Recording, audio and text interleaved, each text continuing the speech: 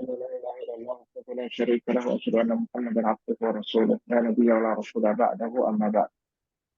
Jemaah sekalian dirahmati Allah Subhanahu wa taala.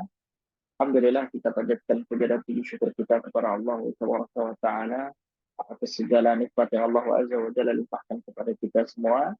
Hingga detik ini Allah Subhanahu wa taala kembali mempertemukan kita dalam majelis ilmu yang dengannya kita berharap kepada Allah Subhanahu wa taala selalu meminta kepada Allah Azza wa Jalla dengan bertambahnya ilmu kita maka bertambah pula kemudahan yang Allah berikan kepada kita untuk melaksanakan ilmu tersebut dan bertambah pula ketakutan kita dan harapan kita kepada Allah Subhanahu wa taala karena ini merupakan tujuan utama kita dari menuntut ilmu. Salawat serta salam semoga selalu tercurahkan dan terlimpahkan kepada junjungan besar Nabi kita Muhammad sallallahu alaihi wasallam, kepada para sahabat dan keluarga beliau ila yaumil. Baik, untuk suaranya ada masalah ya.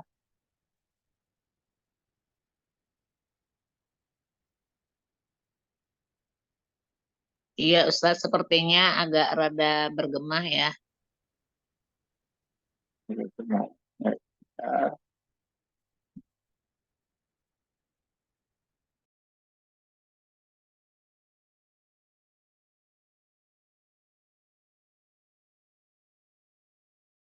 Di yang lain bagaimana suaranya? Ya, sekarang bagaimana? Apakah lebih jelas? Bagus, Lebih lebih jelas, jelas. lebih jelas Lebih jelas, Ustaz, lebih Ustadz. jelas. Lebih jelas ya. Nah, Nah, baik, bismillah.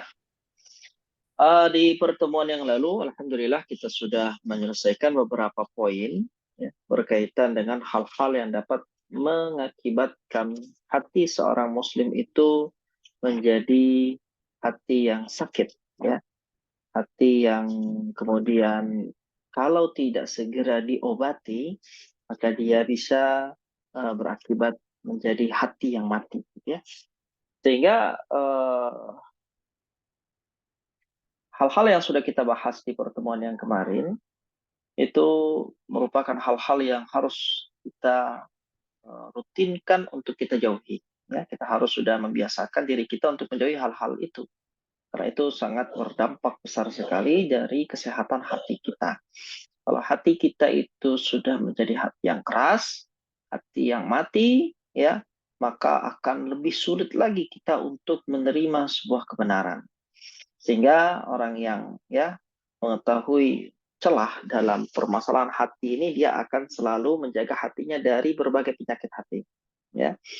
Baik, yang akan menjadi pembahasan kita pada pertemuan ini dan pertemuan-pertemuan berikutnya adalah judul baru berkaitan dengan faktor dan menu penghidup hati.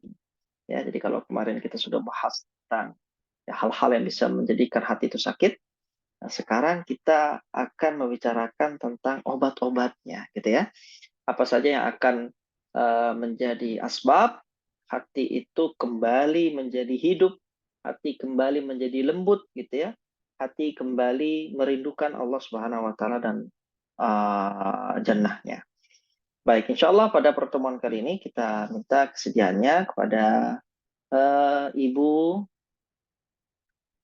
Ira mungkin ya, untuk membacakan materi kita pada hari ini. Apakah mungkin? Nah, baik. Alhamdulillah. Barakallahu fiik. Silakan dibaca dari halaman 66.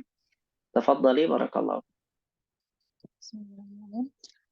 Faktor dan menu penghidup hati. Ketaatan ialah suatu kebutuhan bagi kehidupan hati sebagaimana halnya makanan dan minuman bagi kehidupan jasad. Sementara itu, perbuatan maksiat bagaikan makanan beracun yang sudah barang tentu merusak hati. Seorang hamba wajib memenuhi faktor-faktor yang menyebabkan kehidupan jasadnya. Misalnya, mengkonsumsi makanan yang bergizi sesering mungkin. Jika terbukti secara tidak sengaja ia mengkonsumsi makanan beracun, hendaknya ia segera menyelamatkan jasadnya dari bahaya racun tersebut. Sebab kehidupan hati seorang hamba harus lebih diperhatikan dibandingkan jasadnya. Apabila kehidupan jasad menyebabkannya layak hidup tanpa susah karena penyakit di dunia, kehidupan hati menyebabkannya layak hidup kesejahteraan dan bersih di dunia, serta kebahagiaan yang tiada tara di akhirat. Demikian pula kematian jasad. Ia memutus hamba dari dunia. Sementara itu, kematian hati memutuskannya dari kehidupan dunia dan akhirat, serta kepedihannya akan kekal selamanya. Sebagian orang saleh mengatakan, alangkah mengherankan manusia. Mereka menangisi kematian jasad seseorang, tetapi tidak menangisi kematian hati seseorang. Padahal persoalan tersebut lebih berbahaya. Dengan demikian, segala ketaatan ialah kebutuhan primer bagi kehidupan hati. Insya Allah berkenan dengan masalah ini. Kami akan menyebutkan secara rinci 5 di antaranya, melihat betapa penting dan kuatnya kebutuhan hati terhadapnya. 5 hal tersebut ialah zikir kepada Allah, membaca Al-Quran, istighfar, berdoa, membaca salawat kepada Nabi SAW, dan sholat malam. Baik, barakallahu fiik wa sallallahu ilaik. Untuk faktor dan menu penghidup hati, dikatakan oleh al-muallif, ketaatan itu adalah suatu kebutuhan bagi kehidupan hati sebagaimana halnya makanan dan minuman bagi kehidupan jasad. Ya, ini ya adalah apa yang menjadi hal yang harus kita garis bawahi. Ya, dalam ketaatan yang kita lakukan kepada Allah Subhanahu wa taala, itu pada hakikatnya yang membutuhkan adalah diri kita, yang membutuhkan jiwa kita, ya.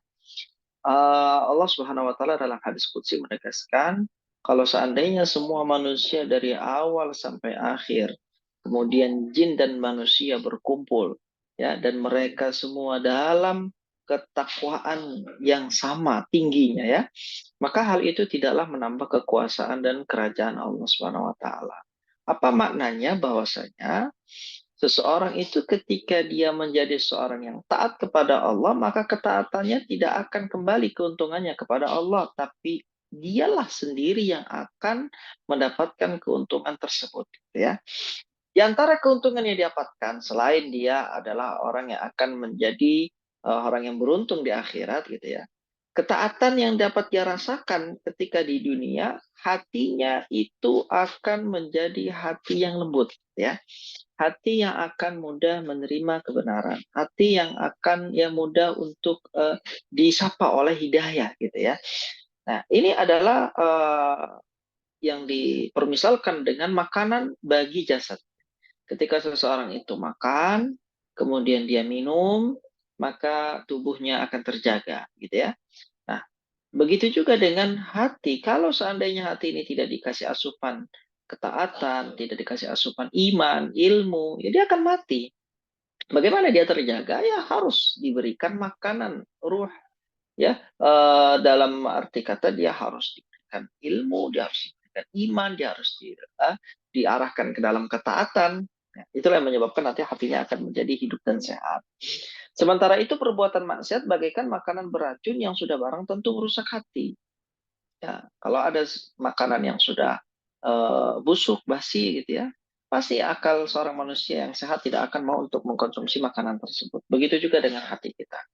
Kalau seandainya kita, ya, sadar bahwasanya kita harus memberikan asupan yang terbaik bagi hati kita, maka kita harus menjauhkan diri kita dari kemaksiatan. Kemaksiatan itu bagaikan makanan yang beracun, yang pasti akan merusak, ya, tubuh kita, jiwa kita, dan akal kita. Kemudian dikatakan seorang hamba wajib memenuhi faktor-faktor yang menyebabkan kehidupan jasadnya. Misalnya mengkonsumsi makanan yang bergizi sesering mungkin. Jika terbukti secara tidak sengaja ia mengkonsumsi makanan beracun, hendak ia segera menyelamatkan jasadnya dari bahaya racun tersebut. Jadi kalau sudah dia sadar dia baru saja memakan sesuatu yang beracun, ya, sesuatu yang beracun itu akan memberikan dampak negatif pada tubuhnya, sehingga dia harus berusaha untuk mengeluarkan racun itu, ya.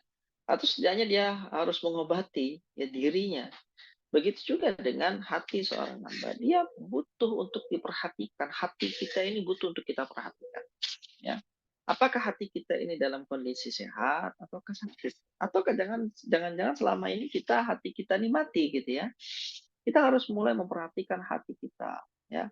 Kita harus mulai memperhatikan asupan-asupan yang kita berikan ke hati kita. Gitu ya. Kemudian dikatakan, jika terbukti ia tidak sengaja mengkonsumsi makanan beracun, hendaknya ia segera menyelamatkan jasadnya dari bahaya racun tersebut. Sebab kehidupan hati seorang hamba harus lebih diperhatikan dibandingkan jasadnya. Jadi kalau dibandingkan antara jasad dengan hati, maka yang lebih terpenting adalah kita memperhatikan hati kita. Ya, jasad itu nomor 2 ya. Pertama adalah hati. Karena Nabi SAW dengan tegas menyatakan, ala wa inna fil jasadi mudghatan idza salahat salahal jasadu kullu wa idza fasadat fasadal jasadu kullu ala wahyal qalb. Ada satu bagian dalam diri seorang manusia, apabila dia baik maka seluruh anggota tubuhnya baik, dan apabila dia buruk semua anggota tubuhnya buruk. Berarti ya, hati itu yang dibahasakan oleh Nabi SAW ini harus mendapatkan ya presentasi perhatian yang lebih gitu dari kita, agar kita harus selalu memperhatikannya, kita harus selalu melihatnya, kita harus selalu mengeceknya, apakah hati kita ini adalah hati yang sehat ataukah hati yang sakit. Baik, apabila kehidupan jasad menyebabkan layak hidup tanpa susah karena penyakit di dunia, kehidupan hati menyebabkannya layak hidup sejahtera dan bersih di dunia, serta kebahagiaan yang tiada tara di akhirat. Demikian pula kematian jasad. Ia memutuskan hamba dari dunia. Kalau seseorang itu jasadnya mati, maka dia tidak bisa lagi melanjutkan kehidupan di dunia, gitu ya. Nah, kalau hati seseorang itu mati, dia tidak layak untuk mendapatkan kenikmatan di kehidupan akhirat. Ya, jadi kalau jasad kita yang mati, selesai dunia, gitu ya. Selesai sudah, hancur dunianya, gitu ya. Nah, kalau hati kita yang sakit, maka yang selesai dan hancur binasa itu adalah akhirat kita. Dan tentu kita tidak bisa membandingkan antara kehidupan dunia dan akhirat, karena memang tidak berbanding, tidak bisa dibandingkan. Yang satu adalah kehidupan sekian bilangan tahun saja, sedangkan yang satu adalah kehidupan yang abadi. Gitu. Baik, kemudian sementara itu kematian hati memutuskannya dari kehidupan dunia dan akhirat, serta kepedihannya akan kekal selamanya. Sebagian orang saleh mengatakan, alangkah mengherankan manusia. Mereka menangisi kematian jasad seseorang, tetapi tidak menangisi kematian hati seseorang. Kalau ada yang mati, jasadnya sedihnya luar biasa. Ya. Tapi kalau ada hati yang mati, dia tidak begitu sedih. Kenapa? Ya, karena dia menganggap bahwasanya jasad itu lebih penting dibandingkan dengan hati. Padahal persoalan tersebut lebih berbahaya. Maknanya apa? Hati itu ketika dia mati lebih berbahaya dibandingkan dengan jasad yang mati. Dengan demikian segala ketaatan ialah kebutuhan primer bagi kehidupan hati. Insya Allah berkenaan dengan masalah ini kami akan menyebutkan secara rinci 5 di antaranya. 5 hal ya dapat menjadi faktor dan menu penghidup hati. Melihat betapa pentingnya dan kuatnya kebutuhan hati terhadapnya, 5 hal tersebut ialah zikir kepada Allah, membaca Al-Quran, beristighfar meminta ampunan kepada Allah, berdoa, dan yang terakhir adalah membaca sholawat kepada Nabi SAW. Ya, dan begitu juga sholat malam. Ya. Jadi yang pertama adalah zikir, membaca Al-Quran. Berarti ini satu ya. Zikir dan membaca Al-Quran ini satu. Kemudian istighfar, gitu ya. Kemudian berdoa. Kemudian yang keempat adalah bersolawat. Dan yang kelima adalah sholat malam. Nah, silakan dilanjut. Barakallahu. Zikir kepada Allah dan membaca Al-Quran. Zikir ialah kedudukan agung yang dijadikan berbekal orang-orang arif. Mereka berniaga di dalamnya dan senantiasa mengulang-ulanginya. Wilayah zikir sangat luas. Barang siapa diberi anugerah zikir, ia akan selalu berkomunikasi dengan Allah. Sementara barang siapa terhalang darinya, ia akan menjauh dari Allah. Zikir ialah makanan bagi hati orang-orang arif. Bila hati meninggalkannya, jasad-jasad mereka laksana kuburan. Zikir ialah bangunan rumah mereka. Kalau ia rusak, runtuhlah ia. Zikir ialah senjata mereka untuk memerangi para perampok atau setan. Zikir ialah air mereka yang mampu memadamkan kobaran api. Zikir merupakan obat bagi penyakit-penyakit mereka. Apabila zikir lepas dari orang-orang arif, hati menjadi keras. Zikir ialah faktor yang menghubungkan mereka dengan Allah yang Maha mengetahui alam gaib. Dengan zikir mereka mampu menghalau bahaya, melepas kesedihan, dan meringankan musibah. Bila ditimpa cobaan, zikir sebagai tempat pelarian mereka. Sementara bila ditimpa musibah, zikir tempat perlindungan mereka. Zikir ialah tempat surga mereka di mana mereka bersukaria. Selain itu, zikir juga merupakan modal kebahagiaan mereka untuk berniaga.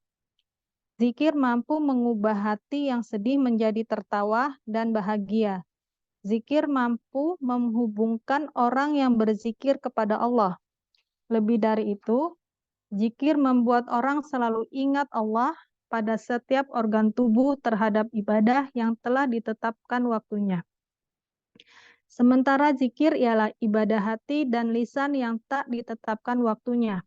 Bahkan mereka diperintahkan untuk berzikir kepada zat yang mereka ibadahi dan cintai di dalam setiap kondisi, saat berdiri, duduk, dan di tempat pembaringan. Surga itu tanahnya berlembah-lembah, sedangkan zikir ialah tanaman-tanamannya. Demikian pula hati ia kosong dan hampa, sedangkan zikir ialah bangunan yang pondasinya. Zikir ialah penerangan yang pengkilap hati. Ia juga obat hati bila terjangkit penyakit. Bila orang yang berzikir kian asik berzikir, makin bertambah pula perasaan cinta.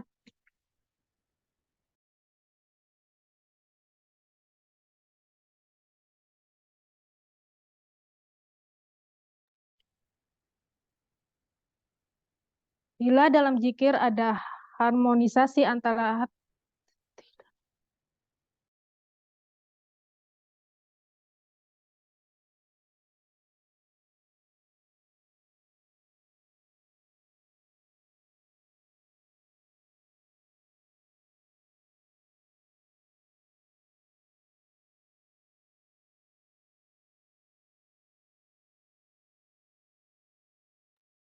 Nah, Ibu, tidak apa-apa, insya Allah.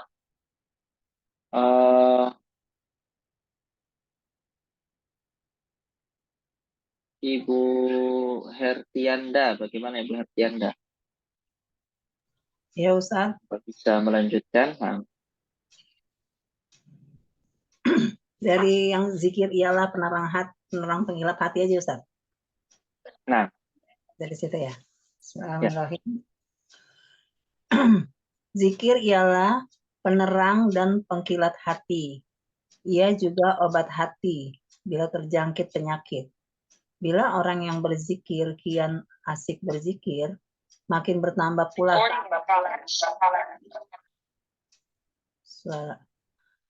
Bila orang yang berzikir kian asik berzikir, makin bertambah pula perasaan cinta dan rindunya bertemu Allah.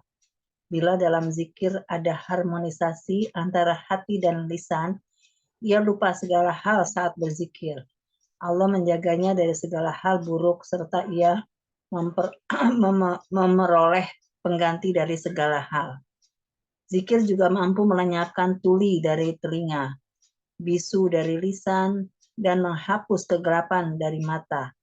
Allah menghiasi lisan orang-orang yang berzikir dengan zikir sebagaimana dia menghiaskan cahaya pada mata bagi orang-orang yang melihat.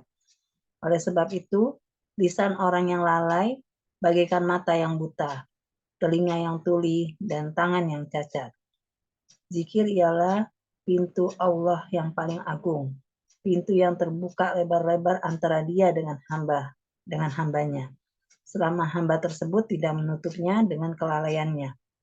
Al-Hasan Al-Basri berkata, kalian akan kehilangan kelezatan dalam 3 hal, dalam hal salat, zikir, dan membaca Al-Quran. Bila kalian tidak mendapatkannya, ketahuilah bahwa pintu telah tertutup. Barakallahu fiik wa ahsanallahu ilaiki. Ya. Berikutnya adalah tentang menu penghidup hati. Yang pertama adalah zikir kepada Allah dan membaca Al-Quran. Dikatakan bahwasanya zikir adalah kedudukan agung yang dijadikan bekal orang-orang yang arif, orang-orang yang memiliki ilmu, ma'rifah. Mereka orang-orang yang tahu tentang hak yang batil, gitu ya. Mereka tahu bahwasanya kedudukan tinggi itu, ya, bekalnya adalah zikir kepada Allah Subhanahu wa Ta'ala. Mereka berniaga di dalamnya dan senantiasa mengulang-ulanginya. Ya. Mereka berniaga dengan Allah lewat wasilah zikir. Dan mereka senantiasa mengulangi zikir tersebut. Wilayah zikir sangatlah luas. Barang siapa yang diberi anugerah zikir, ia akan selalu berkomunikasi dengan Allah Subhanahu wa Ta'ala. Sementara barang siapa yang terhalang darinya, ia akan menjauh dari Allah. Ya. Jadi ini bukan sekedar perniagaan yang biasa-biasa saja. Ini adalah perniagaan dengan Allah Subhanahu wa Ta'ala. Nah, harus kita perhatikan di sini bahwasanya semakin eksklusif hubungan seorang hamba dengan Allah Subhanahu wa Ta'ala, ini tentu akan semakin berdampak positif bagaimana hasil pengadilan dia kelak di akhirat, ya. Kalau seseorang itu jauh dari Allah Subhanahu wa Ta'ala, ya, lalu kemudian dia banyak melakukan dosa, ya, dia tidak mempunyai hubungan yang spesial dengan Allah melalui zikirnya, ya, maka kita khawatir orang ini akan binasa kelak di akhirat, ya. Tapi kalau seandainya ada seorang pendosa, namun dia selalu menjaga hubungan komunikasinya dengan Allah Subhanahu wa Ta'ala melalui zikir, gitu ya. Maka ini orang-orang seperti ini kita harapkan kebaikan ada padanya. Walaupun dia adalah orang yang merutinkan suatu kemaksiatan, gitu ya. Tapi dia adalah orang yang menjaga hubungan baik dengan Allah Subhanahu wa Ta'ala. Satu-satunya ilah, satu-satunya akan mengadili seluruh manusia dan jin kelak nanti di hari akhir, ya. Maka sesungguhnya komunikasi dan hubungan baik tersebut tidaklah bisa dijalin oleh seorang hamba ketika dia sudah mati. Ya. Dia hanya dapat dijalin selagi dia masih hidup di dunia. Jadi adalah kesempatan kita. Kita di setiap waktu terbuka. Kesempatan kita untuk menjalin komunikasi yang intens dengan Allah Subhanahu wa Ta'ala. Melalui apa? Melalui zikir kepada Allah. Ya. Nah, kalau seandainya seorang itu mendapatkan suatu kesempatan yang besar, gitu ya, kita ini bisa langsung berkomunikasi dengan Allah Subhanahu wa Ta'ala, gitu, melalui zikir, melalui doa, melalui sholat, melalui amalan-amalan ibadah yang lain, ya. Kita langsung bisa meminta kepada Allah Subhanahu wa Ta'ala. Kalau seandainya kesempatan besar ini kita lewatkan, sungguh kita merupakan adalah orang yang merugi, ya. Ada kesempatan tapi tidak kita gunakan baik-baik kesempatan. Dikatakan bahwasanya zikir adalah makanan bagi hati orang-orang yang arif. Bila hati meninggalkan zikir, jasad-jasad mereka laksana kuburan. Ya, jadi kalau hati itu tidak berzikir, maka jasad itu laksana kuburan. Zikir adalah bangunan rumah mereka. Kalau ia rusak, runtuhlah ia. Zikir adalah senjata mereka untuk memerangi para perampok, itu ya setan. Ya. Zikir adalah air yang mampu memadamkan kobaran api. Zikir merupakan obat bagi penyakit-penyakit mereka. Apabila zikir lepas dari orang-orang arif, hati akan menjadi keras. Ini otomatis. Ketika seseorang itu dia jauh dari Allah Subhanahu wa Ta'ala, khususnya dari bab zikir, maka hatinya akan semakin mengeras dan semakin keras. Zikir adalah faktor yang menghubungkan mereka dengan Allah yang Maha mengetahui alam gaib. Dengan zikir mereka mampu menghalau bahaya, melepas kesedihan dan meringankan musibah. Kenapa? Karena di balik mereka ya ada Al-Khaliq, zat yang Maha Mencipta. Ya, Allah lah Subhanahu Allah lah yang kemudian melepaskan kesedihan mereka, menghalau bahaya mereka, meringankan musibah mereka. Makanya Nabi SAW itu mengingatkan kepada kita, ta'arraf ilallahi fi raha ya'rifka fi siddah.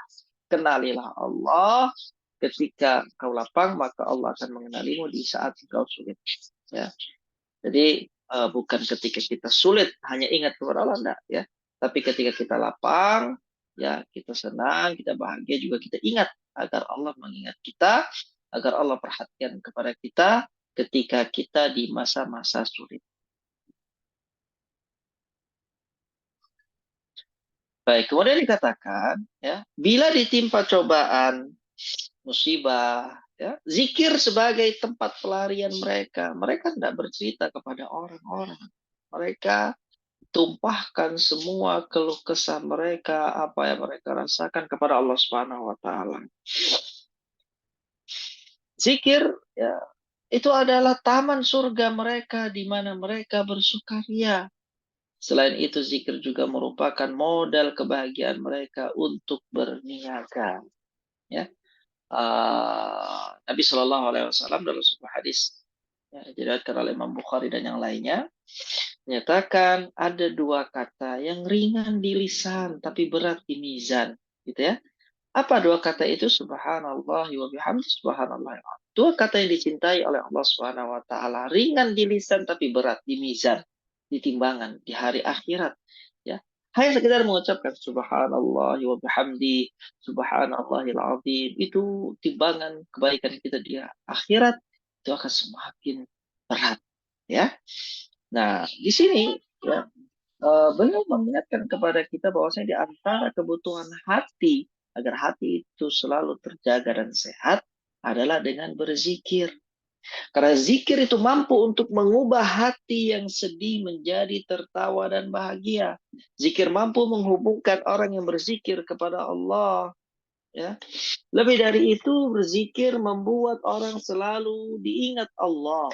Pada setiap organ tubuh terdapat ibadah yang telah ditetapkan waktunya. Sementara zikir adalah ibadah hati dan lisan yang tak ditetapkan waktunya, kapan saja kita mau berzikir kepada Allah, maka kita bisa melakukan itu, gitu ya. Bahkan mereka diperintahkan untuk berzikir kepada Allah yang mereka ibadahi, zat yang mereka ibadahi dan cintai dalam setiap kondisi, baik saat berdiri, saat duduk, dan di tempat pembaringan. Di atas kasur kita bisa berzikir, berjalan kita bisa berzikir, berlari kita bisa berzikir, naik tunggangan, naik kendaraan kita bisa berzikir, ya, duduk kita bisa berzikir, sampai ke kasur pun di ranjang kita bisa berzikir kepada Allah. Beliau katakan surga itu tanahnya berlembah-lembah, sedangkan zikir adalah tanamannya. Ya, demikian pula hati, ia kosong dan hampa, sedangkan zikir adalah bangunan dan pondasinya. Zikir adalah penerang dan pengkilap hati. Zikir juga obat hati bila terjangkit penyakit. Bila orang yang berzikir kiat asyik dalam zikirnya, maka akan bertambah pula perasaan cinta dan rindunya bertemu Allah Subhanahu wa taala. Bila dalam zikir ada harmonisasi antara hati dan lisan, ia lupa segala hal saat berzikir. Allah menjaganya dari segala hal yang buruk, serta ia akan memperoleh pengganti dari segala hal. Zikir juga mampu melenyapkan tuli dari telinga, bisu dari lisan, dan menghapus kegelapan dari mata. Allah menghiasi lisan orang-orang yang berzikir dengan zikir sebagaimana Allah menghiasi cahaya pada mata bagi orang-orang yang melihat. Oleh sebab itu, lisan orang yang lalai bagaikan mata yang buta, telinga yang tuli, dan tangan yang cacat. Zikir adalah pintu Allah yang paling agung, pintu yang terbuka lebar-lebar antara Allah dengan hamba. Karena mudah sekali, hanya mengucapkan saja. Ya. Selama hamba tersebut tidak menutupnya dengan kelalaiannya. Itu adalah anugerah yang besar, pintu yang dibuka selebar-lebarnya antara Allah dengan hambanya. Selama hambanya itu tidak menutupnya dengan kelalaian, Allah tidak akan menutup. Ya, kalau ada orang yang lalai, berarti dia yang menutup dirinya dengan Allah Subhanahu wa taala dalam bab zikir. Al-Hasan Al-Basri berkata, kalian akan kehilangan kelezatan dalam 3 hal. Dalam sholat, dalam zikir, dan membaca Al-Quran. Bila kalian tidak mendapatkannya, ketahuilah bahwa pintu telah tertutup. Ya, jadi pada hakikatnya di sini, dari apa yang dapat kita ambil, dari perkataan Al-Hasan Al-Basri bahwasanya dalam sholat itu terdapat kenikmatan, ya, kelezatan. Ketika berzikir terdapat kenikmatan, kelezatan. Ketika membaca Al-Quran terdapat kenikmatan, kelezatan. Kalau kita sedang baca Al-Quran, sedang zikir, sedang sholat, kemudian tidak merasakan kenikmatan itu, berarti itu pertanda pintu tersebut telah tertutup. Baik, berikutnya adalah faedah-faedah dari zikir. Silakan dilanjutkan, Ibu. Faedah-faedah zikir, Ibnu Qayyim dalam kitabnya yang bagus, Al-Wabil As-Sahih menyebutkan lebih dari 70 manfaat zikir. Di antaranya, pertama, zikir bisa mengusir dan mengalahkan setan. Kedua, mendatangkan ridha Allah. Allah apa nih Ustaz? Allah Azza wa Jalla. Ketiga, menghilangkan kesedihan hati. Keempat, membahagiakan dan melapangkan hati. Kelima, menguatkan hati dan organ tubuh. Keenam, mencerahkan wajah dan menyinari hati. Ketujuh, membukakan pintu rezeki. 8, menjadikan pelakunya tampak berwibawa, berseri-seri, dan ceria. Ke-9, membuahkan rasa cinta.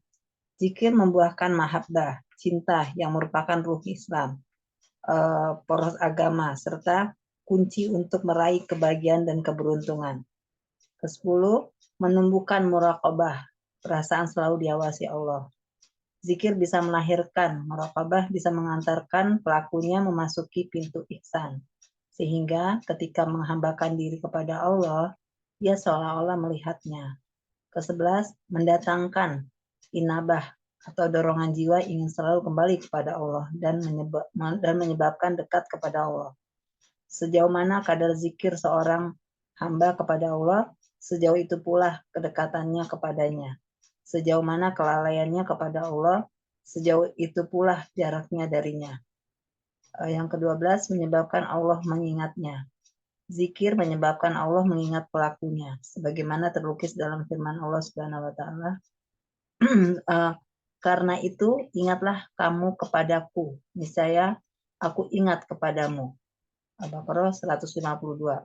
Di dalam sebuah hadis qudsi disebutkan, barang siapa yang mengingatku dalam keadaan berdiri dalam dirinya, niscaya aku mengingatnya dalam diriku. Barang siapa mengingatku dalam sebuah perkumpulan, niscaya aku akan mengingatnya dalam sebuah perkumpulan yang lebih baik dari mereka. 13. Menyebabkan hati hidup. Ibnu Taimiyah menuturkan, zikir bagi hati ibarat air bagi ikan. Bisa dibayangkan bagaimana kondisi ikan bila ia meninggalkan air. 14. Membuat hati mengkilap. Zikir bisa membuat hati berkilau dan menghilangkan karatnya, karena segala sesuatu memiliki karat. Sedangkan karat hati ialah lalai dan mengikuti hawa nafsu. Adapun cara untuk mengkilatkannya ialah dengan zikir, taubat, dan istighfar. 15. Membersihkan dosa. Zikir bisa menghapus kesalahan atau dosa, karena zikir termasuk kebaikan yang paling agung. Selain itu, kebaikan bisa menghapus keburukan. Nabi SAW bersabda, Mangkola subhanallah wa bihamdi fi yaumi mi'ati marratin khutatu anhu hatayahu wa in kanat misla zaidil bahr. Barang siapa membaca subhanallah wa bihamdi 100 kali dalam sehari, niscaya dihapus kesalahan-kesalahannya, meskipun kesalahan tersebut sebanyak buih di laut. 16. Mendatangkan rahmat dan ketenangan. Zikir ialah faktor diturunkannya rahmat dan ketenangan, sebagaimana dilukiskan Rasulullah SAW, yang artinya tidaklah ada suatu kaum berkumpul di Baitullah yang mana mereka membaca kitabullah dan mempelajarinya di dalamnya. Melainkan mereka dikelilingi para malaikat, diliputi rahmat, dianugerahi ketenangan, dan Allah menyebut mereka pada siapa saja yang ada di sisinya. Zikir bisa melalaikan hati dari gibah, adu domba, berbohong, serta perbuatan keji dan batil. Barang siapa membiasakan lidahnya berzikir kepada Allah, ia akan terjaga dari perbuatan batil dan sia-sia. Barang siapa mengeringkan bibirnya dan zikir kepada Allah, ia akan membasahinya dengan perbuatan batil, sia-sia, dan keji. La haula wala quwata illa billah. Zikir ialah tanaman di surga. Zikir ibarat tanaman surga. Di dalam hadis Jabir dari Nabi SAW bersabda, artinya membaca subhanallah wa bihamdi, maha suci Allah dan dengan memujinya, niscaya ditanamkan untuknya sebuah pohon kurma di surga. Yang ke-19, anugerah dan keutamaan yang disediakan bagi orang yang berzikir. Bagi orang yang berzikir tidak disediakan dalam amal perbuatan lain. Rasulullah SAW bersabda, barang siapa membaca la ilaha illallah wahdahu la syarikalah, lahu mulku wa lahul hamdu wa huwa ala kulli syai'in qadir 100 kali dalam sehari, niscaya sama nilainya dengan membebaskan 10 budak, ditulis untuknya 100 kebaikan, diampuni 100 keburukannya, dan pada hari itu ia memiliki perlindungan dari setan hingga sore. Tidak ada seorang pun yang datang dengan keutamaan yang lebih baik dari apa yang ia bawa, kecuali ia melakukan yang lebih banyak dari itu. Terus Ustaz? Nah, Sampai nomor berapa Ustaz? Sampai 19? nah, kita sampai akhir ya.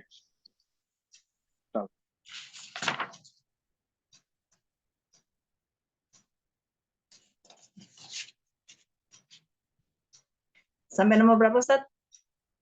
Sampai akhir Ibu, insya Allah. Oh, akhir. Oh, afwan, nggak dengar. Barakallahu fiik. 20, membiasakan zikir kepada Rob membuahkan keamanan dari dilupakan Allah, yang merupakan faktor kecelakaan seorang hamba di dunia dan akhirat. Pasalnya, lalai dari Rob menyebabkan lalai pada diri sendiri. Dan maslahatnya Allah Azza wa Jalla berfirman, dan janganlah kamu seperti orang-orang yang lupa kepada Allah. Lalu Allah menjadikan mereka lupa kepada diri mereka sendiri. Mereka itulah orang-orang yang fasik. Surat Al-Hasr ayat 19. Jika seorang hamba lalai pada diri sendiri, berpaling dari maslahatnya dan melalaikannya, ia akan hancur dan celaka. Seperti orang yang memiliki tanaman, kebun, hewan, dan atau lainnya yang merupakan tumpuan hidupnya, kebahagiaannya, dan keberuntungannya. Namun semuanya ia abaikan, lalaikan, dan sia-siakan. Ia lebih sibuk dengan hal-hal lain yang tak bermanfaat, sehingga sudah pasti kelalaian tersebut akan menghancurkannya. 21. Zikir bisa mengobati hati yang keras. Seseorang pernah berkata kepada Al-Hasan, wahai Abu Sa'id, aku mengadukan kerasnya hatiku kepadamu. Al-Hasan menjawab, lembutkanlah dengan zikir. Makhlul bertutur, zikir kepada Allah ialah obat dan ingat manusia ialah penyakit. 22. Allah dan malaikatnya bersalawat kepada orang yang berzikir. Zikir bisa menyebabkan Allah dan malaikat membaca salawat atau doa kepada orang yang berzikir. Barang siapa yang didoakan Allah dan malaikatnya, ia adalah orang yang benar-benar beruntung dan bahagia. Allah Wajalla berfirman, hai orang-orang yang beriman, berzikirlah dengan menyebut nama Allah, zikir yang sebanyak-banyaknya, dan bertasbihlah kepada Allah di waktu pagi dan petang. Dialah yang memberi nikmat kepadamu dan malaikatnya mohonkan ampunan untukmu, supaya dia mengeluarkan kamu dari kegelapan kepada cahaya yang terang. Dan dia adalah Maha Penyayang kepada orang-orang yang beriman. Surat Al-Ahzab ayat 41-43. 22. Allah membanggakan orang-orang yang berzikir. Allah membanggakan orang-orang yang berzikir di hadapan malaikatnya. Abu Sa'id Al-Khudri berkata, Muawiyah radhiyallahu melewati suatu halakoh, kerumunan orang yang dalam majelis taklim, zikir dan sebagainya di masjid. Lalu ia berkata, majelis apa ini? Mereka menjawab, kami duduk untuk berzikir kepada Allah Subhanahu wa Ta'ala. Mau ia bertanya lagi, demi Allah, benarkah kalian duduk hanya untuk itu? Mereka menjawab, demi Allah, kami duduk hanya untuk itu. Muawiyah berkata, sungguh aku tidak menyuruh kalian bersumpah karena mencurigai kalian, karena tidak ada orang yang lebih sedikit menerima hadis dari Rasulullah SAW lebih sedikit daripada aku. Sesungguhnya Rasulullah SAW pernah melewati halakoh para sahabatnya, lalu bertanya, majelis apa ini? Mereka menjawab, kami duduk berzikir kepada Allah dan memujinya atas hidayahnya berupa Islam dan atas anugerahnya kepada kami. Rasulullah bertanya lagi, apakah kalian duduk hanya untuk itu? Mereka menjawab, demi Allah, kami duduk hanya untuk itu. Sabda Rasulullah selanjutnya, sungguh aku menyuruh kalian bersumpah, bukan karena mencurigai kalian, tetapi karena aku didatangi Jibril alaihissalam ya. Kemudian memberitahuku bahwa Allah Wajalla membanggakan kalian di depan para malaikat. 23. Pada hakikatnya semua amal disyariatkan hanya untuk menegakkan zikir kepada Allah. Allah Azza wa Jalla berfirman, dirikanlah sholat untuk mengingat aku. Surat Toha ayat 14. Maksudnya agar bisa mengingatmu. Berkenan dengan firman Allah Subhanahu wa Ta'ala, sesungguhnya Allah itu mencegah dari perbuatan-perbuatan keji dan mungkar, dan sesungguhnya mengingat Allah atau sholat adalah lebih besar keutamaannya dari ibadah-ibadah yang lain. Al-Ankabut ayat 45. Syekhul Islam Ibnu Taimiyah menjelaskan, yang benar dari makna ayat tersebut, sholat itu memiliki dua tujuan agung. Salah satu darinya lebih agung dari lainnya, yaitu mencegah dari perbuatan keji dan mungkar. Demikian pula di dalamnya sholat mengandung zikrullah yang mampu mencegah perbuatan keji dan mungkar secara lebih besar. 23. Melanggengkan zikir bisa menggantikan ketaatan, sementara seluruh ibadah sunnah tidak bisa menggantikan zikrullah. Hal itu secara jelas disinyalir dalam hadis Abu Hurairah, sesungguhnya orang-orang fakir dari kaum muhajirin menghadap Rasulullah SAW mengadu, ya Rasulullah, orang-orang yang banyak hartanya itu mendapatkan derajat yang tinggi dan nikmat yang kekal di surga. Mereka melakukan sholat sebagaimana kami melakukannya, berpuasa sebagaimana kami berpuasa, dan mereka mempunyai kelebihan harta untuk melaksanakan haji, umroh, berjihad di jalan Allah, dan bersedekah. Beliau bersabda, maukah kalian aku ajari sesuatu yang dapat mengejar derajat orang-orang yang telah mendahului kalian, dan kalian mendahului orang-orang setelah kalian? Tidak ada seorang pun yang lebih mulia dari kalian, kecuali mereka yang melakukan seperti apa yang kami lakukan. Mereka menjawab, ya Rasulullah. Lalu beliau bersabda, kalian ucapkan tasbih, tahmid, dan takbir setiap selesai sholat. Abdullah bin Mas'ud berkata, banyak bertasbih kepada Allah lebih aku cintai daripada mengingatkan dinar sejumlah tasbih untuk berjuang di jalan Allah. 24. Zikir bisa memberi kekuatan. Zikir bisa memberikan kekuatan pada hati dan badan pelakunya. Bahkan dengan zikir ia mampu melakukan sesuatu yang tidak ia sangka bisa melakukannya tanpa zikir. Sungguh Nabi SAW telah mengajarkan kepada Fatimah dan Ali radhiyallahu agar setiap kali hendak merebahkan tubuh, mereka membaca tasbih 33 kali, membaca tahmid 33 kali, dan takbir 33 kali. Yakni ketika Fatimah meminta seorang pembantu kepada beliau dan mengadukan betapa berat ia membuat adonan roti, bekerja dan melayani. Maka beliau mengajarinya bacaan tersebut seraya berkata, semua itu lebih baik bagi kalian dari seorang pembantu. Sehingga ada ungkapan, barang siapa yang terbiasa dengan zikir tadi, pada hari itu ia menemukan kekuatan yang membuatnya tak lagi membutuhkan pembantu. 25. Memperbanyak zikir bisa menjadikan aman dari wilayah kemunafikan. Sebab orang-orang munafik sedikit sekali berzikir kepada Allah. kepada Allah. Allah Azza wa Jalla berfirman mengenai orang-orang munafik. Dan tidaklah mereka menyebut Allah kecuali sedikit sekali. Ka'ab berkata, barang siapa yang memperbanyak zikir, ia terbebas dari kemunafikan. Karena itu, Allah lebih tahu. Allah mengakhiri surat Al-Munafikun dengan firman-Nya, hai orang-orang yang beriman, janganlah harta-hartamu dan anak-anakmu melalaikan kamu dari mengingat Allah. Barang siapa yang berbuat demikian, maka mereka itulah orang-orang yang rugi. 26. Zikir ialah amal yang menyimpan kenikmatan tiada tara. Andai tak ada pahala bagi hamba selain kelezatan yang dirasakan orang yang berzikir dan kenikmatan yang direnguk hatinya, hal tersebut sudah cukup. Karena itu, majelis orang-orang yang berzikir dinamakan taman surga.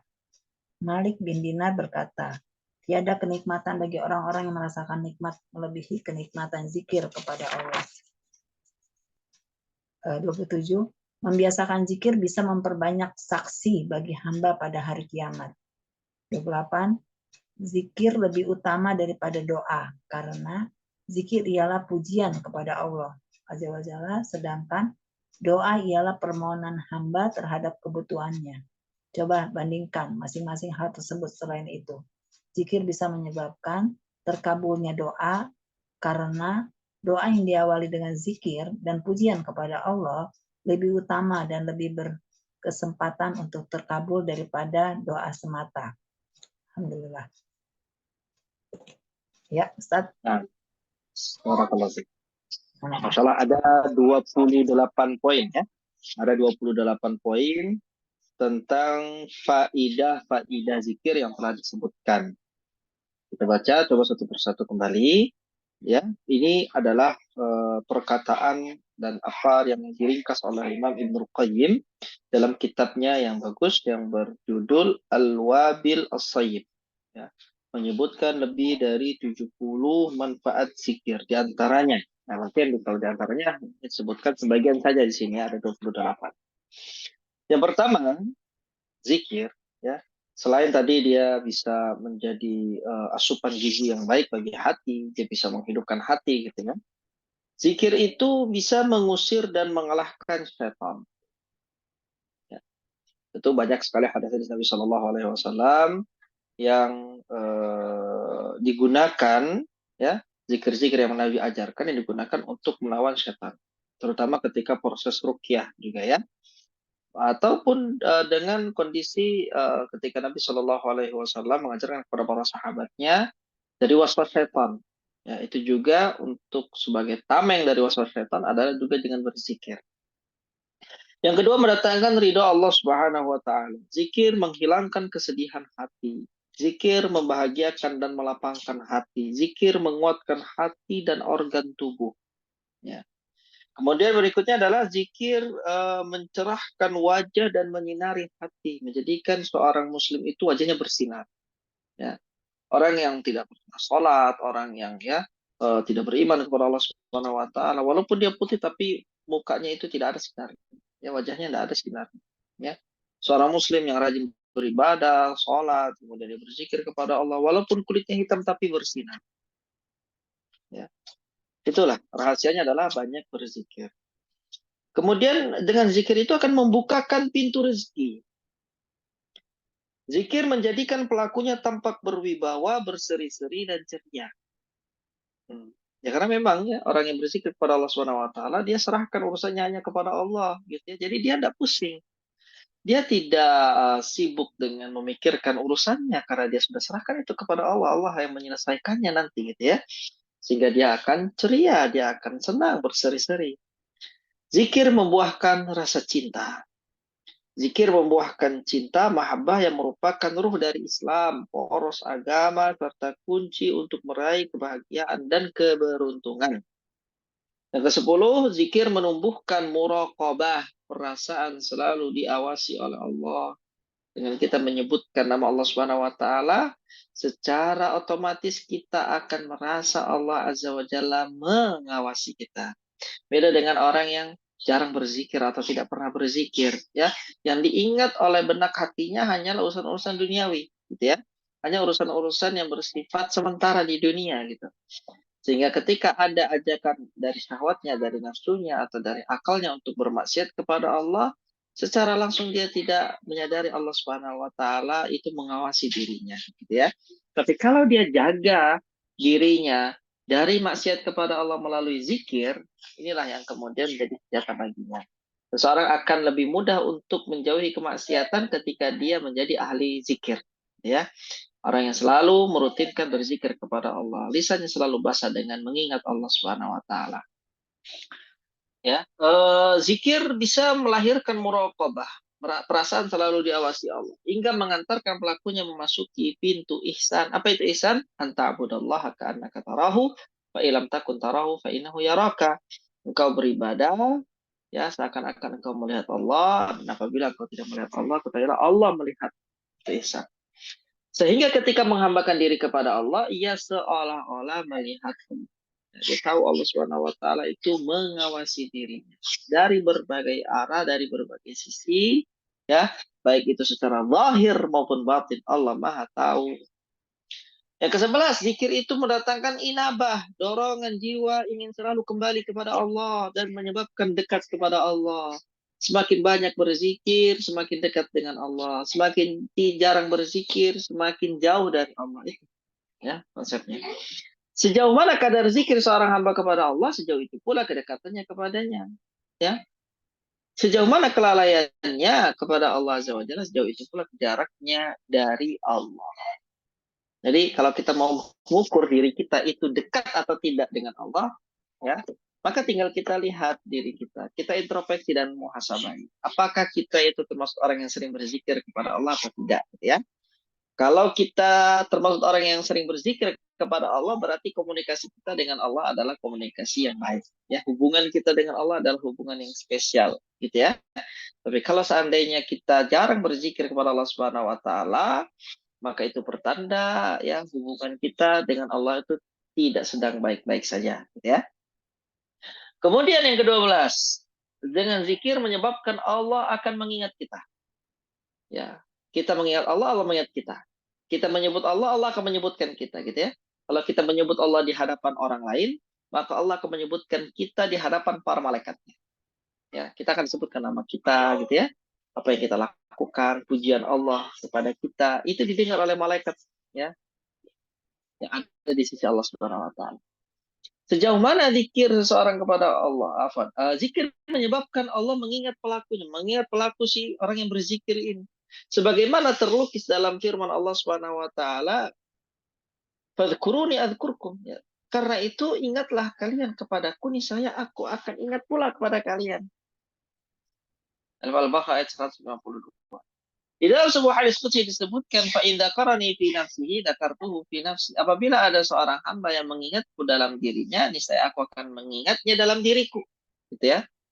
Wa idza dzakarani fi mala'in dzakartuhu fi mala'in khairun minhum. Dan apabila seorang hamba itu mengingatku dalam ya sebuah perkumpulan, dia sebutkan namaku, maka aku akan juga mengingatnya. Aku sebutkan namanya dalam sebuah perkumpulan yang lebih baik dari perkumpulannya manusia. Siapa mereka? Perkumpulannya malaikat. Faedah zikir yang ke-13 adalah menyebabkan hati itu hidup.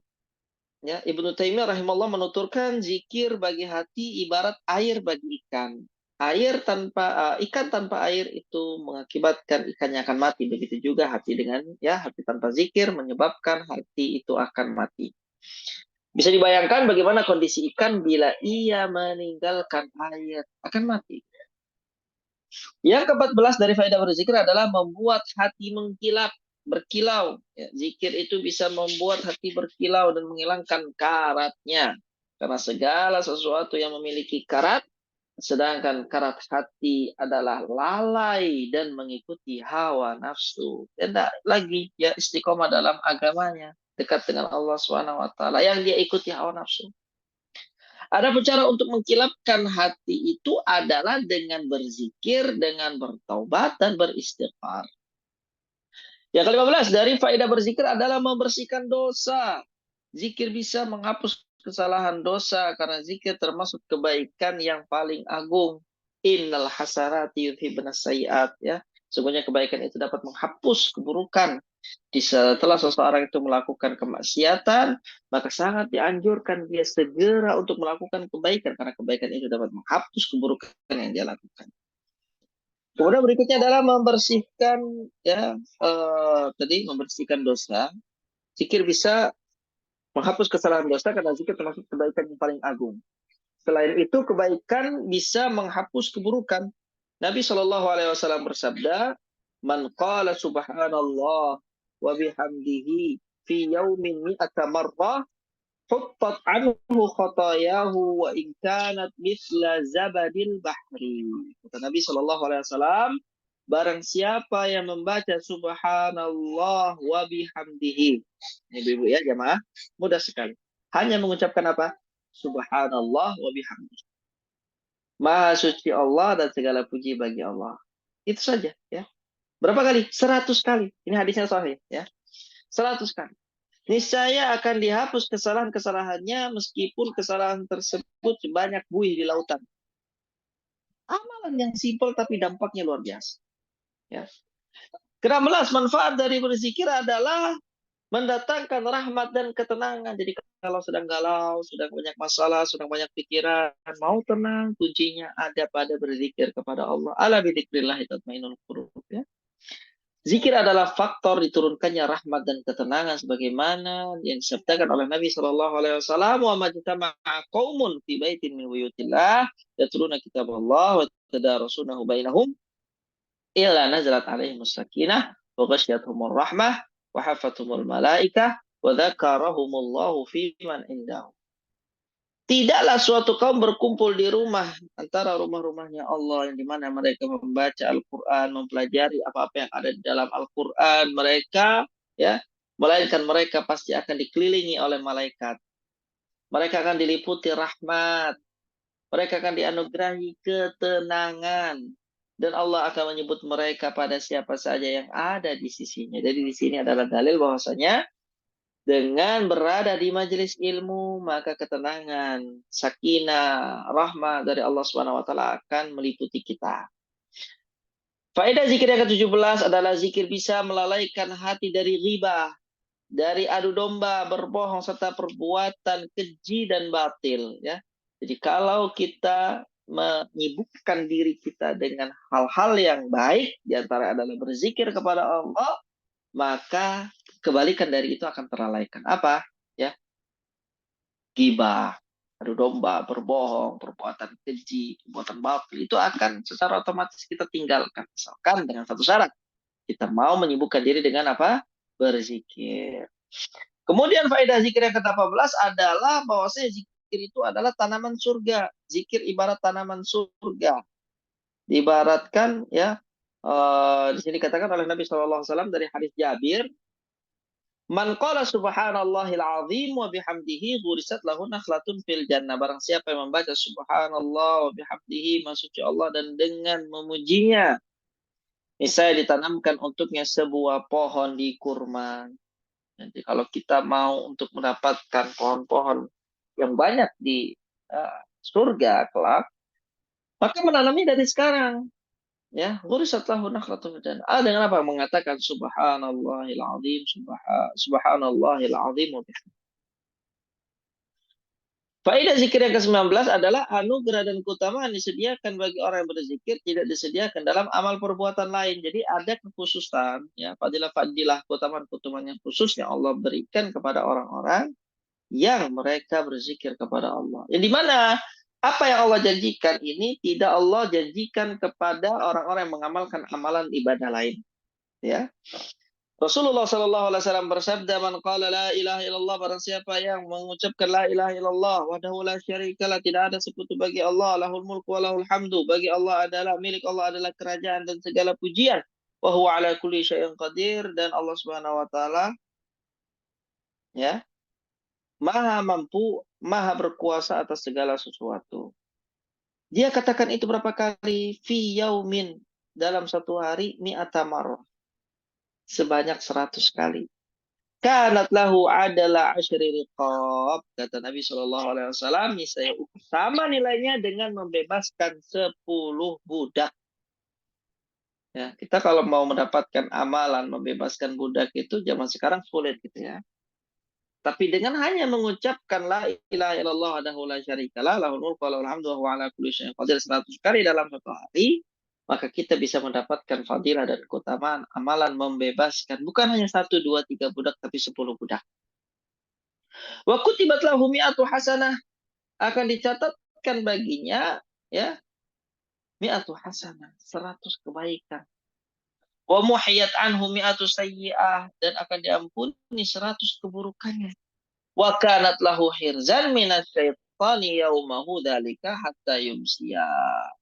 Dia akan mendapatkan perlindungan dari setan. Ya, maksudnya Allah Subhanahu wa taala akan melindungi dia dari gangguan setan hingga sore hari. Jadi kalau dia ucapkan di pagi hari, dari pagi sampai sore dia akan mendapatkan perlindungan dari Allah dari godaan setan.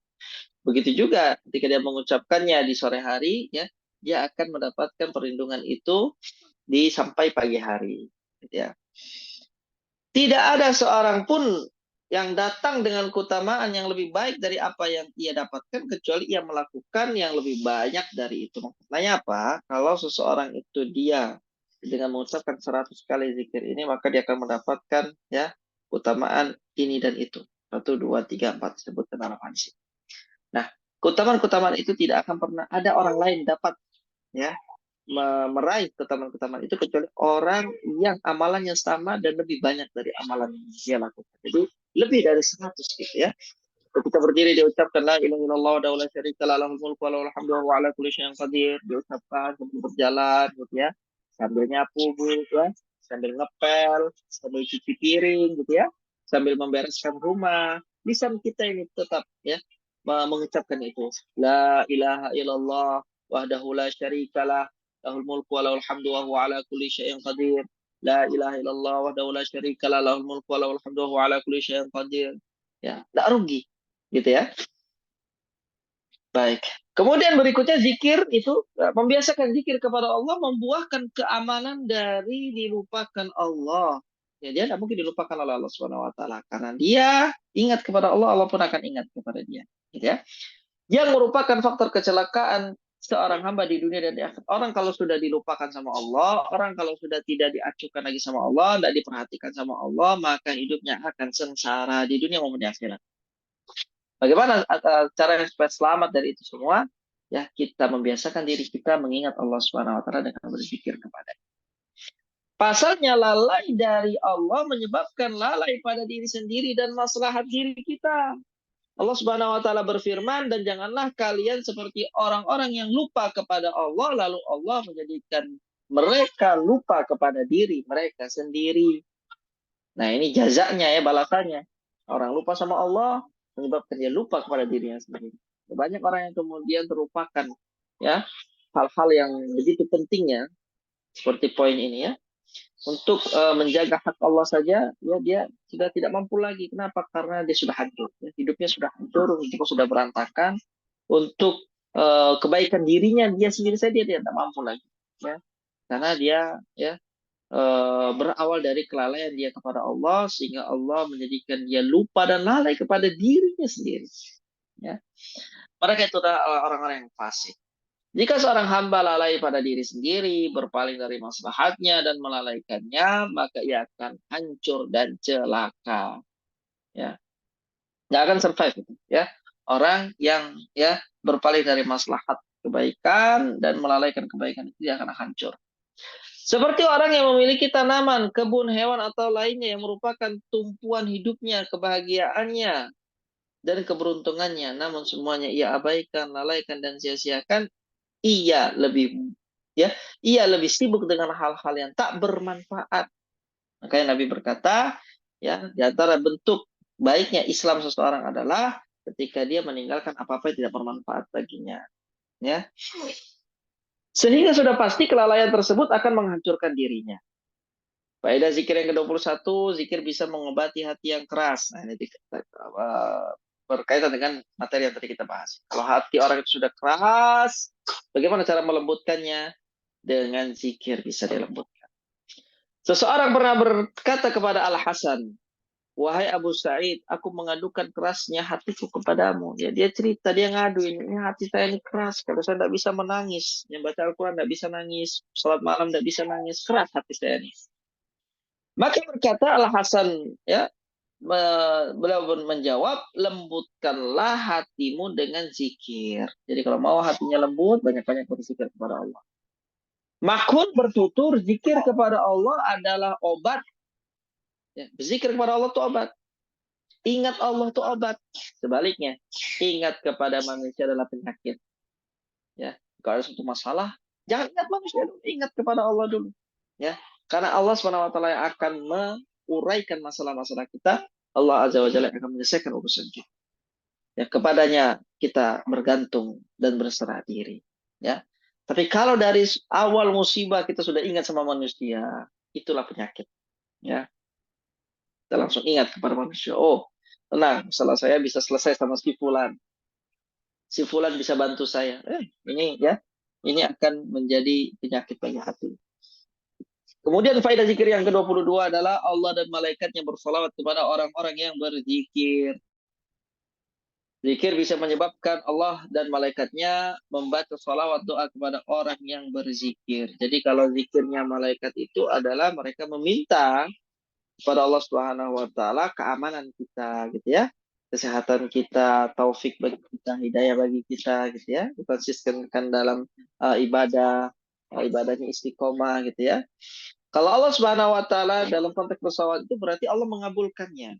Allah menjadikan kita aman, Allah menjaga ibadah kita, Allah menjadikan tubuh kita ringan untuk melakukan ketaatan kepadanya, lisan kita ringan untuk berzikir kepada Allah gitu ya. Barang siapa yang didoakan Allah dan malaikatnya, ia adalah orang yang benar-benar beruntung dan bahagia. Yang nyebutnya ya adalah Allah, ya. Yang perhatian kepadanya Allah. Maka tidak ada lagi yang patut untuk sedihkan lagi, karena Allah Subhanahu wa taala ya adalah mencukupkan baginya semua perkara. Allah berfirman, hai orang-orang yang beriman, berzikirlah dengan menyebut nama Allah, zikir yang sebanyak-banyaknya, dan bertasbihlah kepada Allah di waktu pagi dan petang. Allah lah yang memberi rahmat kepadamu dan malaikatnya memohon ampunan untukmu, supaya dia mengeluarkan kamu dari kegelapan kepada cahaya yang terang. Dan adalah Allah zat yang maha penyayang kepada orang-orang yang beriman. Surat Al-Ahzab ayat 41-43. Faedah zikir yang ke-22, di sini salah ya, seharusnya 23. Ya. Nah, Allah membanggakan orang-orang yang berzikir. Allah membanggakan orang-orang yang berzikir di hadapan malaikatnya. Abu Sa'id Al-Khudri berkata, Muawiyah suatu ketika radhiyallahu anhu melewati suatu halaqah, kerumunan orang yang ada dalam majelis taklim, zikir dan sebagainya, majelis ilmu dan yang lainnya. Di dalam masjid, ini Muawiyah, sahabat Nabi SAW radhiyallahu anhu. Lalu ia berkata kepada orang-orang yang ada di majelis itu, majelis apa ini, kata Muawiyah? Mereka menjawab, kami saat ini sedang duduk untuk berzikir kepada Allah Subhanahu wa taala. Muawiyah bertanya kepada mereka, demi Allah, benarkah kalian duduk hanya untuk itu? Mereka berkata, demi Allah kami duduk hanya untuk berzikir, gitu ya. Muawiyah berkata, sungguh aku tidak menyuruh kalian bersumpah karena saya mencurigai kalian, bukan, ya. Tapi saya menyuruh kalian bersumpah, ya, karena tidak ada orang yang lebih sedikit menerima hadis dari Rasulullah lebih sedikit daripada aku. Sesungguhnya Rasulullah SAW pernah melewati halaqah para sahabat. Ya. Saya meminta kalian untuk bersumpah itu karena apa yang saya tanyakan kepada kalian itu pernah ditanyakan oleh Nabi SAW kepada para sahabatnya. Ketika Nabi melewati sebuah halaqah dari para sahabatnya, lalu Nabi bertanya, majelis apa ini? Mereka menjawab, kami di sini wahai Rasulullah untuk duduk berzikir kepada Allah dan memuji Allah atas hidayah dan yang berupa Islam dan anugerahnya kepada kami. Ya, maka ketika mendengar hal itu Rasulullah bertanya kepada mereka, apakah kalian duduk hanya untuk itu? Mereka menjawab, demi Allah wahai Rasulullah, kami duduk hanya untuk itu. Ya, bukan untuk mencari tujuan-tujuan duniawi. Ya. Rasulullah SAW bersabda, sungguh aku menyuruh kalian bersumpah bukan karena mencurigai kalian. Karena ada orang yang minta sumpah itu karena dia curiga. Tapi di sini Nabi tegaskan, aku meminta kalian bersumpah itu bukan karena aku mencurigai kalian, tetapi karena aku didatangi Jibril alaihissalam kemudian memberitahuku bahwa Allah Azza wa Jalla membanggakan kalian di depan para malaikatnya. Jadi akan ada memangnya orang-orang yang di dunia mereka tidak terkenal, tapi terkenal di langit. Karena saking seringnya Allah Subhanahu wa Ta'ala menyebutkan namanya di hadapan para malaikat. Faedah zikir yang berikutnya, berarti ini poin yang ke-24. Ya. Pada hakikatnya semua amal disyariatkan hanya untuk menegakkan zikir kepada Allah. Jadi adanya syariat-syariat yang banyak di dalam Islam, itu tujuannya agar seorang hamba ingat kepada Allah. Allah berfirman, dirikanlah salat untuk mengingatku. Toha ayat 14. Maksudnya agar bisa mengingat. Berkenaan dengan firman Allah Subhanahu wa Ta'ala, sesungguhnya salat itu mencegah dari perbuatan-perbuatan keji dan mungkar, dan sesungguhnya mengingat Allah, salat adalah lebih besar utamanya dari ibadah-ibadah yang lain. Syekhul Islam Ibnu Taimiyah menjelaskan yang benar dari makna ayat tersebut, salat itu memiliki dua tujuan agung. Salah satu darinya lebih agung dari lainnya, yaitu mencegah dari perbuatan keji dan mungkar. Demikian pula di dalamnya salat, ya, di dalam salat itu mengandung zikrullah yang mampu mencegah perbuatan keji dan mungkar secara lebih besar. Baik, poin ke-23 dari faedah berzikir adalah melanggengkan zikir bisa menggantikan ketaatan, sementara seluruh ibadah sunnah tidak bisa menggantikan zikrullah. Hal ini secara jelas disinyalir dalam hadis Abu Hurairah. Nabi SAW suatu ketika ya didatangi oleh orang-orang fakir dan kaum muhajirin. Seraya mereka mengadu kepada Rasulullah, wahai Rasulullah, orang-orang yang banyak hartanya itu mendapatkan derajat yang tinggi dan nikmat yang kekal di dalam surga. Kita tidak bisa seperti orang-orang kaya itu. Mereka bisa sholat sama seperti sholatnya kita. Mereka bisa baca Al-Quran sebagaimana bacaan Al-Quran kita. Tapi mereka punya harta, mereka sedekahkan. Kami nggak punya harta dan kami nggak bisa bersedekah. Ya. Mereka mengadukan ini kepada Rasulullah. Jadi lihat bagaimana ya pengaduan para sahabat di zaman Rasulullah itu adalah berkaitan dengan perlombaan dalam ibadah. Ya. Bukan pengaduan terhadap harta duniawi, tidak. Ya. Tapi di sini adalah bagaimana para sahabat itu mengadu kepada Nabi Shallallahu Alaihi Wasallam karena kesempatan beribadahnya itu, kesempatan beramalnya, mencetak pahalanya itu kalah dengan orang-orang yang kaya. Sehingga mereka melakukan sholat sebagaimana kami melakukan sholat, mereka berpuasa sebagaimana kami berpuasa, dan mereka mempunyai kelebihan harta untuk melaksanakan haji, untuk umroh, untuk berjihad di jalan Allah, dan bersedekah. Sedangkan kami nggak punya harta itu. Nabi bersabda, maukah kalian aku ajari sesuatu yang dapat mengejar derajat orang-orang yang telah mendahului kalian, dan kalian mendahului orang-orang setelah kalian. Tidak ada seorang pun yang lebih mulia dari kalian kecuali mereka yang melakukan seperti apa yang kalian lakukan. Mereka menjawab, iya wahai Rasulullah. Lalu beliau bersabda, kalian ucapkan tasbih, tahmid, dan takbir setiap selesai sholat. Jadi itu saja simpel. 30 kali membaca subhanallah, gitu ya. 33 kali membaca subhanallah, 33 kali membaca alhamdulillah, 33 kali membaca Allahu Akbar, ya. Lalu ditutup dengan la ilaha illallah la syarika lahu lahul mulku wa lahul hamdu wa huwa ala kulli syai'. Abdullah bin Mas'ud radhiyallahu anhu berkata, banyak bertasbih kepada Allah Azza wa Jalla lebih aku cintai daripada menginfakkan dinar sejumlah tasbih untuk berjuang di jalan Allah Subhanahu wa Ta'ala. Baik, jadi lebih mulia ya, zikir itu lebih mulia. Faedah zikir yang ke-24 adalah berarti keberapa ini? Ke-26. 26 ya. Zikir itu bisa memberikan kekuatan. Zikir bisa memberikan kekuatan pada hati dan badan pelakunya. Bahkan dengan zikir, ia mampu melakukan sesuatu yang tidak ia sangka bisa melakukannya tanpa berzikir. Sungguh Nabi SAW telah mengajarkan kepada Fatimah dan Ali agar setiap kali hendak merebahkan tubuh mereka, mereka membaca terlebih dahulu tasbih 33 kali, membaca tahmid 33 kali, dan takbir 33 kali. Kapan Nabi SAW meminta Fatimah dan Ali untuk banyak-banyak berzikir kepada Allah, yakni ketika Fatimah meminta seorang pembantu ya kepada beliau dan mengadukan betapa beratnya ia membuat adonan roti. ia bekerja dan melayani suaminya. Ya. Jadi Fatimah radhiyallahu taala anha ini pernah meminta untuk diberikan pembantu. Tapi apakah Nabi Shallallahu alaihi wasallam memberikan Fatimah seseorang yang menjadi asisten rumah tangga bagi Fatimah? Tidak, ya. Lihat apa yang Nabi Shallallahu alaihi wasallam perintahkan. Nabi ya mengajarkan Fatimah untuk banyak bertasbih, banyak bertahmid, banyak bertakbir, ya. Fatimah diajari oleh Nabi Shallallahu alaihi wasallam untuk banyak berzikir kepada Allah Subhanahu wa taala. Semua itu lebih baik bagi kalian dari seorang pembantu. Ya, ya.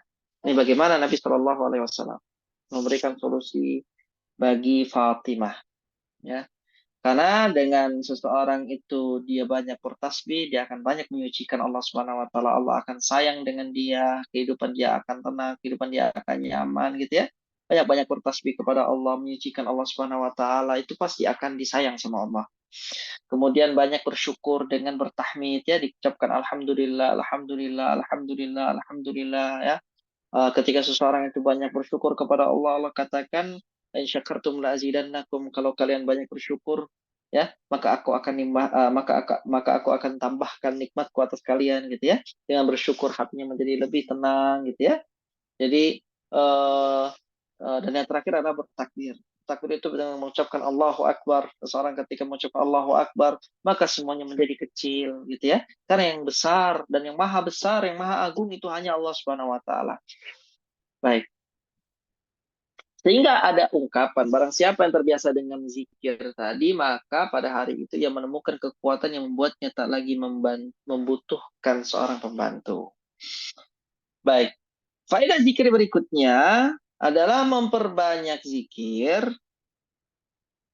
bisa menjadikan aman dari kemunafikan. Sebab orang-orang munafik itu mereka adalah orang yang sedikit sekali berzikir kepada Allah. Allah Azza wa Jalla berfirman mengenai orang-orang munafikin, dan tidaklah mereka menyebut Allah kecuali sedikit sekali. Ka'ab berkata, barang siapa yang memperbanyak zikir, ia akan terbebas dari kemunafikan. Karena itu Allah lebih tahu. Allah mengakhiri surat Al-Munafikun dengan firman-Nya, hai orang-orang yang beriman, janganlah hartamu dan anak-anakmu melalaikan kamu dari mengingat Allah. Barang siapa yang berbuat demikian, maka mereka itu adalah orang-orang yang merugi. Ya, jangan sampai keluarga kita, harta kita, itu menjadikan kita lalai dari mengingat Allah. Baik, poin berikutnya, faedah dari zikir adalah zikir itu adalah amal yang menyimpan kenikmatan tiada tara. Andai tak ada pahala bagi hamba selain kelezatan yang dirasakan orang yang berzikir dan kenikmatan yang direngkuh hatinya, maka hal itu sudah cukup. Ya. Jadi kenikmatan yang ada pada zikir itu sudah cukup bagi seorang hamba, kalaupun dia tidak diberikan pahala. Karena itu majelis orang-orang yang berzikir dinamakan taman surga, Raudhatul Jannah. Ya. Malik bin Dinar radhiyallahu anhu berkata, tiada kenikmatan bagi orang-orang yang merasakan nikmat melebihi kenikmatan zikir kepada Allah. Berikutnya, faedah berzikir adalah membiasakan zikir bisa memperbanyak saksi bagi hamba pada hari kiamat. Ya, banyak saksi yang menyaksikan dan bersaksi di hadapan Allah bahwasanya kita adalah orang yang saleh baik. Ini akan memberatkan timbangan kebaikan kita kelak di akhirat. Dengan zikir, ya, dikatakan zikir itu lebih utama daripada doa. Karena zikir itu adalah pujian kepada Allah Azza wa Jalla, sedangkan doa adalah permohonan hamba terhadap kepentingan dan kebutuhannya. Ya. Coba bandingkan masing-masing hal tersebut. Ya, bandingkan antara kita minta sama Allah sama kita memuji Allah. Ya. Selain itu, zikir bisa menyebabkan terkabulnya doa. Karena doa yang diawali dengan zikir dan pujian kepada Allah lebih utama dan lebih berkesempatan untuk terkabul daripada doa semata. Ya. Ada satu bab lagi kita selesaikan. Ya. Di pertemuan berikutnya kita akan masuk ke bab keutamaan membaca Al-Quran. Masih tentang zikir, sedikit saja insya Allah. Kita tutup, bismillah. Macam-macam zikir. Pertama, zikir dengan asma Allah. Ya. Dengan sifat-sifatnya. Dengan pujian kepada Allah. Misalnya bacaan subhanallah, alhamdulillah, la ilaha illallah. Ya. Kedua, berita dari Allah Subhanahu wa taala tentang ketetapan asma dan sifatnya. Misalnya Allah Subhanahu wa taala mendengar suara hamba-hambanya dan melihat gerak-gerik mereka. Ketiga, ingat akan perintah dan larangan. Jadi mengingat perintah dan larangan itu termasuk mengingat Allah, zikir kepada Allah gitu. Misalnya ucapanmu sesungguhnya Allah memerintahkan ini dan melarang itu. Ini juga termasuk berzikir kepada Allah. Berdakwah, amar ma'ruf nahi munkar itu berzikir. Keempat, ingat akan nikmat-nikmat dan kebaikan-kebaikan Allah yang juga ya, berzikir. Orang ya, dia mengingat apa saja kebaikan Allah pada dirinya dalam semasa hidupnya. Ya, itu juga zikir. Zikir bisa dilakukan dengan hati, bisa dengan lisan. Zikir yang paling utama adalah ketika ada kecocokan antara hati dan lisan. Hanya saja perlu diingat, zikir dengan hati saja lebih utama daripada zikir hanya dengan lisan saja. Baik, itu yang mungkin dapat kita bahas pada kali ini. Insya Allah di pertemuan berikutnya kita akan masuk ke keutamaan membaca Al-Quran. Wassalamualaikum warahmatullahi Muhammadin wa ala alihi wa sahbihi wa sallam. Barakallahu fikum. Jazakumullah khairan. Jazakumullah khairan wa barakallahu fikum pada jemaah yang telah berpartisipasi dalam membacakan materi, juga kepada Al-Ustaz Abu Ayyub. Jazakumullah khairan wa barakallahu fik wa assalamualaikum ilaik. Ilmu yang telah disampaikan semoga menjadi manfaat bagi kita semua, dapat dipahami, diamalkan, serta didakwahkan. Semoga Allah Ta'ala berikan taufik pada kita semua. Amin ya rabbal alamin. Nah, kita lanjut ke sesi dan jawab pada jemaahnya. Punya pertanyaan dipersilahkan.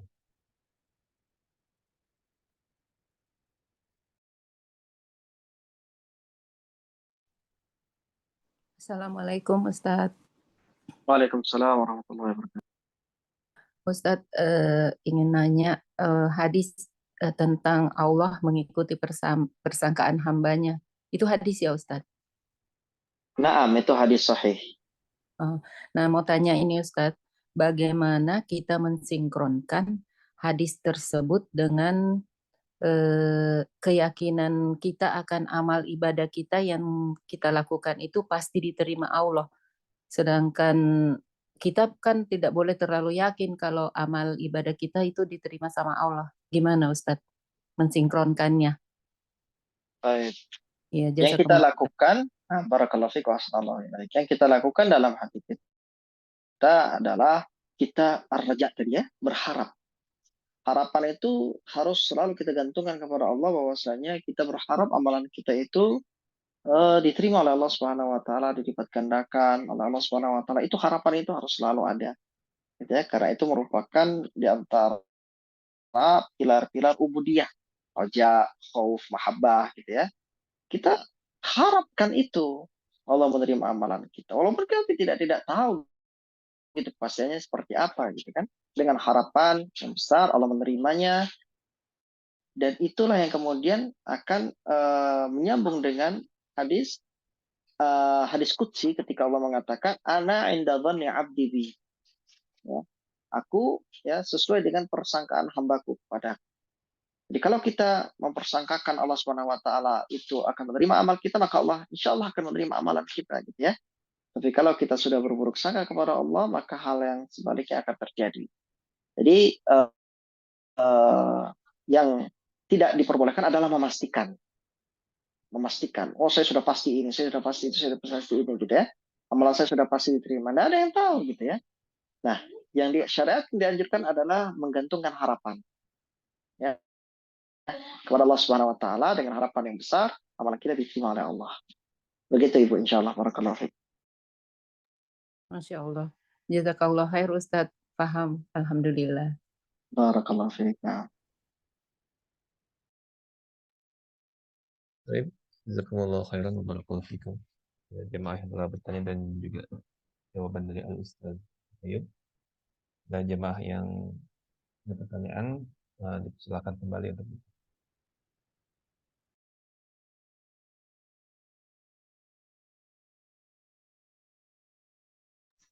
Assalamualaikum Ustadz.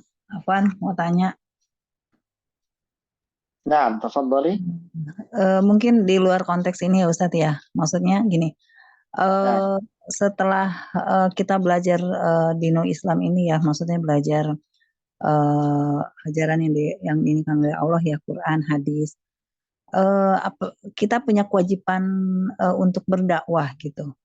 Dakwah di sini nih kemana gitu Ustadz? Maksudnya gini, dalam arti gini, sementara kita dakwah kepada keluarga aja lah gitu ya. Tapi sementara apakah ada tuntutan kita harus berdakwah keluar sana yang mungkin mereka memerlukan kita gitu Ustadz? Kita sebagai seorang wanita gitu kan. Nah, apakah kita memang punya kewajiban memberikan semacam tausiah kepada orang gitu? Nah, kalau saya berpikir kita cukup di keluarga saja, saya pikir kan ya mengamalkan Quran yang bahwa jagalah dirimu dan keluargamu gitu kan, dari api neraka. Nah, saya pikir ke situ. Nah, tapi sebenarnya bagaimana sih Ustadz? Apa ada kewajiban gitu kita nih untuk berdakwah keluar misalnya gitu Ustadz? Afwan, itu aja Ustadz. Barakallah. Assalamualaikum. Waalaikumsalam warahmatullahi wabarakatuh. Tentu dalam bab dakwah ini adalah kewajiban bagi setiap muslim, gitu ya. Berdakwah itu tidak harus selalu di atas mimbar, tidak harus selalu berorasi dengan mikrofon yang dipegang, enggak. Berdakwah itu dalam berbagai hal apa yang dapat kita lakukan, gitu ya. Ketika kita berkomunikasi dengan seseorang, kita ngobrol biasa, terus kemudian kita sisipkan nilai-nilai Islam, nilai-nilai tauhid, iman, itu sudah masuk dalam dakwah. Ketika kita memberikan postingan status, kita komentar status orang dengan nilai-nilai yang kita sisipkan di situ, ada nilai-nilai iman, tauhid, itu sudah termasuk dakwah, ya. Nah, apakah kita hanya memperhatikan keluarga kita? Jawabannya tidak, gitu ya. Kalau prioritas, iya, prioritaskan keluarga, tapi bukan berarti kita melupakan orang lain.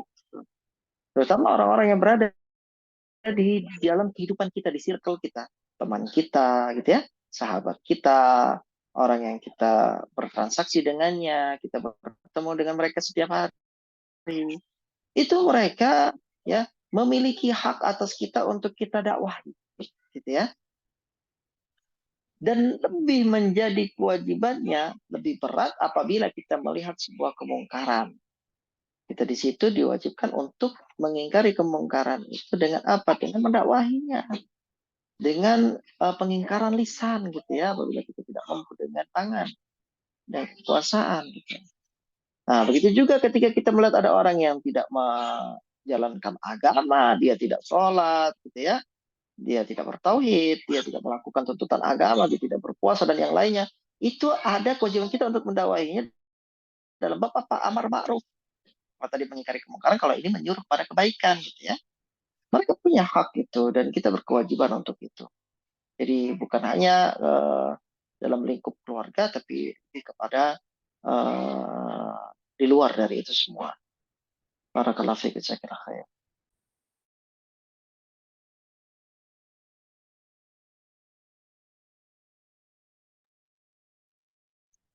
Baik, jazakumullah khairan wa barakallahu fikum.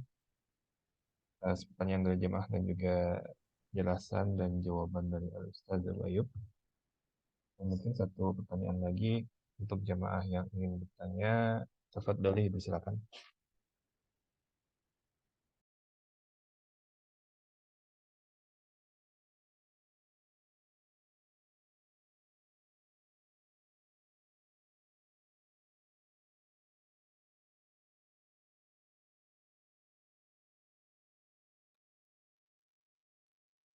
Jika sudah tidak ada pertanyaan, kajian akan kita akhiri insyaallah.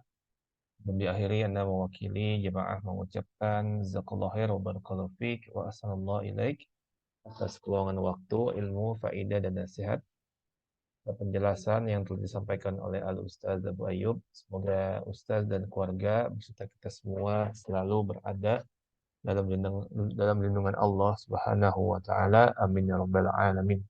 Baik, kita tutup majelis ini dengan baca doa kafaratul majelis. Subhanakallahumma wa bihamdika asyhadu an la ilaha illa anta astaghfiruka wa atubu ilaik. Wassalamualaikum warahmatullahi wabarakatuh. Waalaikumsalam warahmatullahi wabarakatuh. Jazakumullah khair Ustaz. Amin wa iyyakum. Jazakumullah khairan Ustaz. Amin wa iyyakum.